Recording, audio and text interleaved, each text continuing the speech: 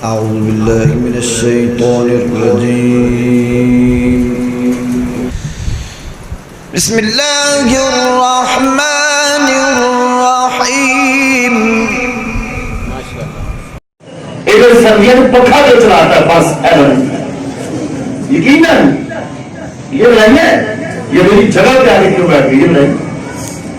قربان ہے محمد رسول اللہ صلی اللہ علیہ وسلم کتنا بڑا دشمن آیا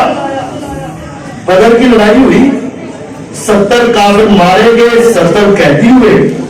جو 70 قیدی ہوئے ان میں ایک تھا عمیر کا بیٹا عمیر بن وہب اب تو اللہ کی جنتوں کے مہمان ہو گئے لیکن اس وقت وہ کافر تھے اور ان کا بیٹا قیدیوں میں آ گیا ایک ہی بیٹا تھا اور وہ بھی قید مکے میں بیت اللہ کے ساتھ حتیم میں بڑے غمزدہ عالم میں بیٹھا ہو عمیر پریشان اوپر سے صفوان آئے دونوں بعد میں مسلمان ہو گئے اب دونوں اللہ کی جنتوں میں لیکن اس وقت وہ کیا تھے صفوان آگے پوچھے عمیر پریشان ہے بیٹا پریشان کیوں ہوں میرا ایک ہی بیٹا تھا اور وہ قید کر لیا گیا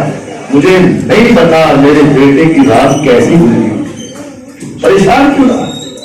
اس نے کہا تیرا دکھ چھوٹا ہے تیرا ایک بیٹا تھا مرا تو نہیں قید میں ہے نا دکھ تو میرا دیکھ جس کا باپ بھی قتل ہو گیا بھائی بھی قتل ہو گیا اس نے کہا عمیر کہتا ہے اگر مجھے اپنے اوپر ہونے والے قرضے کی ٹینشن نہ ہو اور اپنے بچوں کی پریشانی نہ ہو کہ اگر مجھے کچھ ہو گیا تو پیچھے بچوں کا کیا بنے اگر یہ پریشانی نہ ہونا تو نعوذ باللہ ثم نعوذ باللہ وہ کہتا ہے میں مدینے جا کے محمد صلی اللہ علیہ وسلم کو ختم کر صفوان کو اپنا انتقام لینے کا موقع ملا صفوان کہتا ہے تو ایسا کر سکتا ہے اس نے کہا ہاں میرا بیٹا قید میں ہے اس کے بہانے سے جاؤں گا ختم کر دوں گا اس نے کہا عمیر یہ تیری میری بات پکی تیسرے کسی کو بتانا نہیں تیرے بچوں کا میں ذمہ دار تیرے قرضے کا میں ذمہ دار اگر تمہیں کچھ ہوا لیکن ایک کام کر دے میرے باپ کا میرے بھائی کا اپنے بیٹے کا بدلہ لے کے ان کو ختم کر عمیر نے کہا بس بات ہے اپنی تلوار کو تیز کیا زہر کے اندر بجھایا زہر لگایا کہ زخم تھوڑا بھی نہ گیا تو پھر وہ کی خیر سینے میں گلے میں لٹکا کے عمیر چل پڑا تیز دوڑتا ہوا گھوڑا جب مسجد نبوی کے سامنے کھڑا ہوا اندر بیٹھے صحابہ بھی ابھی تازہ بدر کا واقعہ تھا کل برسوں کا وہ بھی بدر کی باتیں کر رہے عمر ابن خطاب رضی اللہ نے دیکھا وہ سامنے کون اس کو دیکھ کر ان کی زبان سے 3 جملے نکلے اللہ کا دشمن شیطان دنیا کا کتا اس وقت ان کی حالت رہا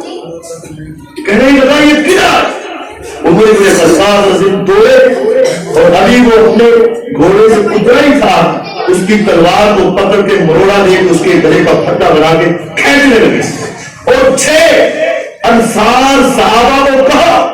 جلدی سے میرے پیغمبر علیہ السلام کے پاس پہنچ کے ان کی حفاظت کے لیے کھڑے ہو جاؤ اس اللہ کے دشمن سے کوئی خیر کی توقع نہیں اتنا بڑا دشمن تھا میرے نبی علیہ السلام پہ آسمان سے وہی آ چکی تھی جب وہ پکڑ کر اندر لے کر آئے آپ نے فرمایا عدل کیا عمر چھاڑ دے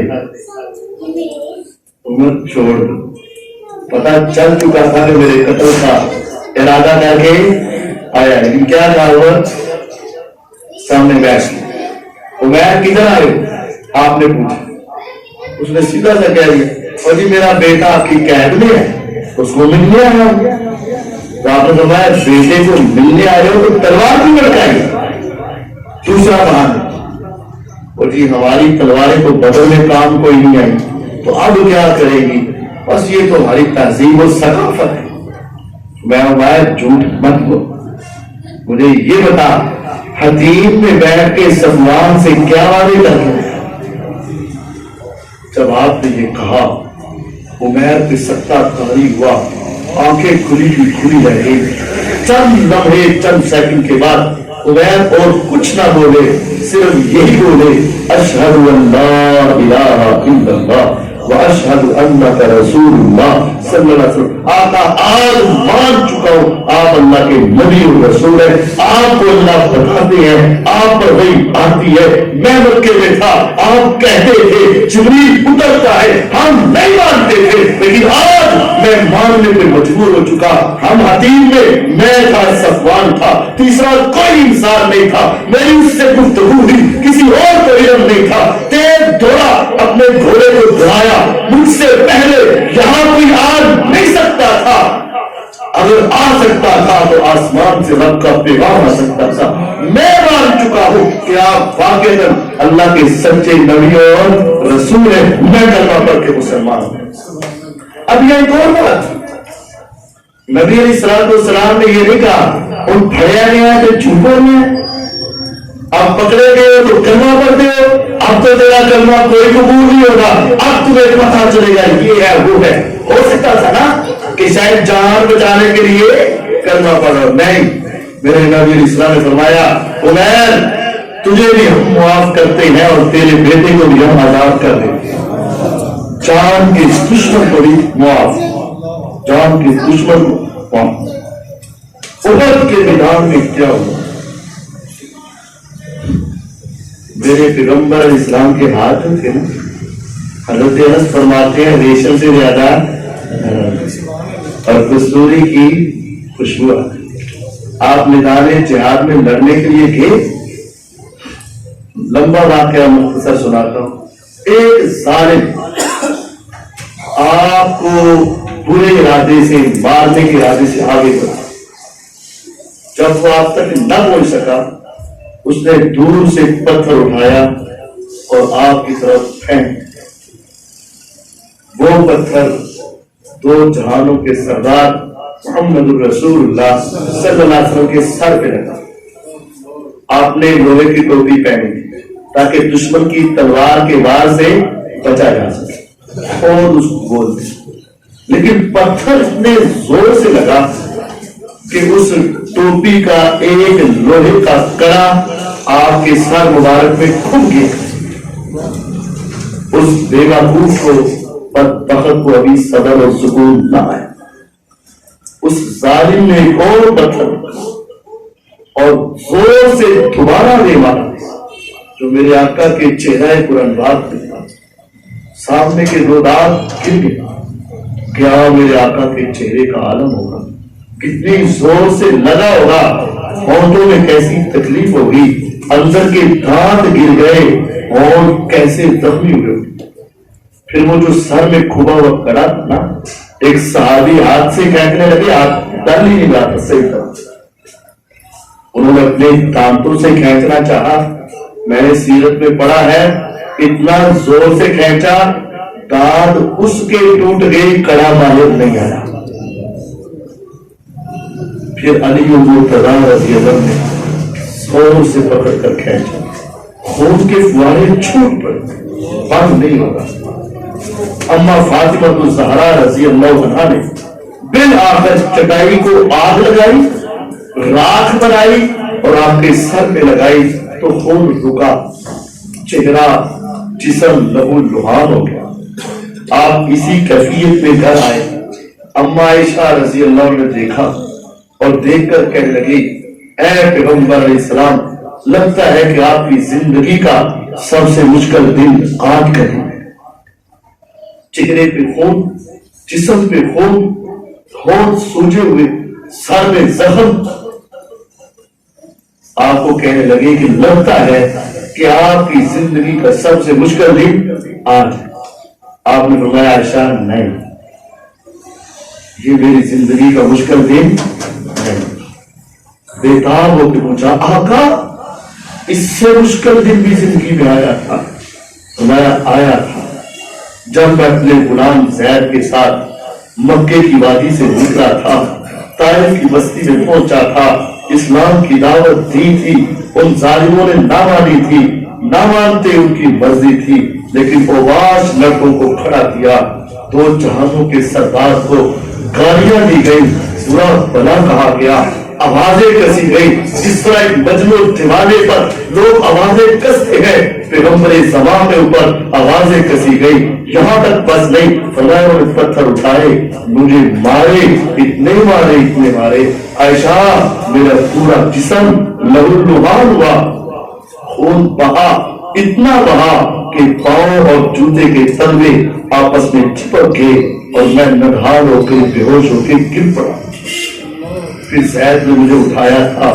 سہارا دیا تھا، سامنے ایک باغ تھا، ان ظالموں سے بچانے کے لیے جلدی سے باغ کی دیوار کے اندر لے گئے، ایک سائے دار درخت کے نیچے بٹھایا۔ میری اس حالت کو دیکھ کر اس عیسائی مالک کو ترس آیا تھا، اس نے اپنے غلام کو انگور کا گچھا دے کر میری طرف بھیجا تھا، مانتا تو میں نہیں ہوں لیکن ایسی حالت دیکھ کے ترس آیا، اس نے آپ کو گچھا دیا، آپ کی طرف بھیجا، آسمان سے فرشتے آئے، ہواؤں کے فرشتے آئے، پانی کے فرشتے آئے اور سیلاب کے فرشتے آئے، پہاڑوں کے فرشتے آئے، آ کر کیا کہا، اے محمد صلی اللہ علیہ وسلم آپ حکم دیں، دو پہاڑوں کو اٹھا کے ان کو پیس کے رکھ دیں، آپ ہمیں حکم دیں، آسمان سے بارش برسا کے ان کو ڈبو کے غرق کر کے رکھ دیں، آپ ہمیں حکم دیں، ہوائیں چلا کے ان کو اڑا کے ان کو پھاڑ کے رکھ دیں، جسم چھلنی کر کے رکھ دیں۔ آپ کے ہاتھ اٹھے، زبان گری تو کیا کہا، اللہم اہد قومی فإنہم لا یعلمون، خدایا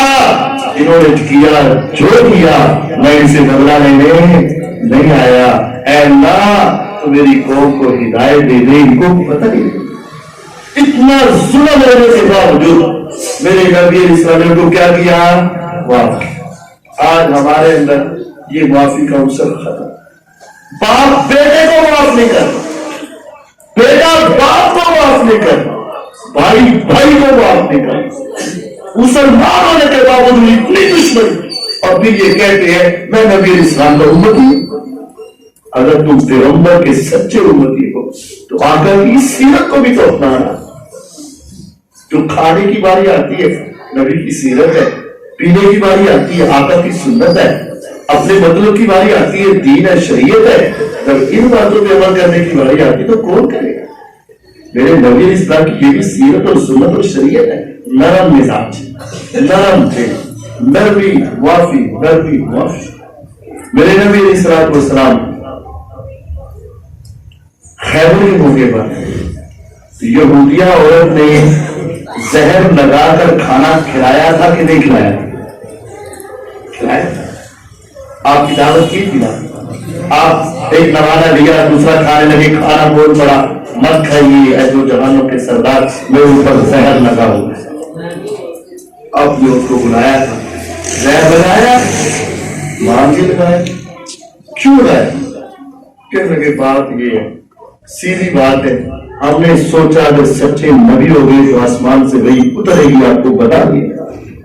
اور اگر سچے نہیں ہو گئے تو کھائیں گے تو جان چھوٹ جائے گی ہمارے۔ بات یہ میرے نبی علیہ السلام نے جان کی دشمن زہر دینے والی کو بھی کیا کیا، معاف فرمایا۔ اس سے آگے کیا ہے؟ اس سے بڑھ کر تیرے اور میرے پر ظلم کیا ہے؟ اس سے بھی بڑھ کر دیکھنا تو دیکھ لو، کہتے ہو عزت سب سے بڑی چیز ہے، یہ کہتے ہو نا، عزت سب سے بڑی چیز ہے۔ کیا عبداللہ بن ابی نے میرے آقا کی عزت پہ حملہ نہیں کیا؟ سیدہ عائشہ رضی اللہ عنہا پر اس نے تہمت نہیں لگائی تھی، اس نے بری آوازیں نہیں کسی تھی، اس نے پورا پراپیگنڈا کر کے پورے مدینے کے اندر آپ کی عزت پہ ہاتھ نہیں ڈالا تھا۔ کیا ابو بکر صدیق کی صدیقہ بیٹی کے اوپر اپنی گندی زبان نہیں کھولی تھی؟ میرے آقا پیغمبر علیہ الصلوۃ والسلام کتنے دن تک پریشان رہے تھے اور آپ کا جی چاہتا تھا کاش اس وقت سے پہلے میں دنیا سے جا چکا ہوتا۔ اور اماں عائشہ 2 دن اور 3 راتیں کہتی ہیں لا یرقولی دم ولا اقتحل بکم بنوم، کہا 2 دن اور 3 راتیں अम्मा आयशा के आंसू रुके ही नहीं थे और कभी 2 रातें और 3 दिन वो सोई नहीं सोई। फिर आसमान से वही आई, ये सारा जुल्म करने वाला कौन था, ये सारा प्रोपेगेंडा करने वाला कौन था, ये सारी तोड़ लगाने वाला कौन था? अब्दुल्लाह बिन उबई मुनाफिक। लेकिन आपने क्या किया? फौत हुआ ना, मरा घर, तो आपने अपनी कमीज उतार कर उसके बेटे को दे दी, कहा इसको अपने अब्बू का कफन बना देना, शायद इस कमीज की बरकत से अल्लाह उसको माफ। सिर्फ कमीज नहीं दी, कहा जब जनाजे का वक्त होगा मुझे बता देना। असी ते जनाजा पढ़ दो भी नहीं, यदि मन में लड़ाई सी, असी मरण जीन खत्म किया, असी बोलना बुलाना खत्म किया, ये माना पहुंचा। आपने फरमाया जब जनाजे का वक्त होगा बता देना। आसमान से कुरान पहले उतरा हुआ था, इस्तगफिरलहुम औला तस्तगफिरलहुम इन तस्तगफिरलहुम 70 मररा फलन यगफिरुल्लाह लहुम इन्नहु से माफी मांगो चाहे ना मांगो अल्लाह ने माफ कर ही नहीं, चाहे 70 बार ही मांग लो। आप जनाजा पढ़ाने लगे तो बड़े अदब के साथ उमर रजी अल्लाह अन्हु हाथ पर हाथ ला के कहते आका इधर वास्ते दुआ मांगी, इस जालिम के लिए, इस मुनाफिक और मुनाफिकों के सरदार के लिए। आपने बोला ऊपर मेरे रब ने कहा माफी मांगो या ना मांगो, हो सकता है मेरे 70 से ज्यादा मरतबा मांगने से मेरे रब को तरस आ रहे और इसको माफ कर दे, मैं मांग लेता। आपने जनाजा पढ़ा, सही बुखारी में हदीस है, यहां बस नहीं, आप कब्रिस्तान गए,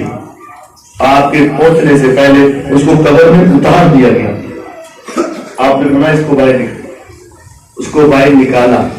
अजलसहू फी हिजरी, आपने उसकी गर्दन, उसका चेहरा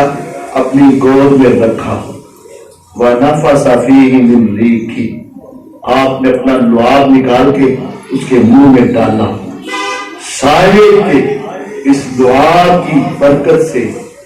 ये जवाब सही दे दे और बच जाए। आसमान से तब कुरान से वला तुसल्ली अला अहदिन मिनहुम माता अबदा वला तकुम अला कब्री, आका बस कर दे, और कितना आपने करना है? आज के बाद आपने किसी मुनाफिक का ना जनाजा पढ़ाना है, ना कब्र में आके दुआ करनी है, बस कर दे, इन जालिमों को मेरे रब ने कभी माफ नहीं करना है। देखें उसने भी जुल्म की, इंतहाई की, और मेरे आका ने भी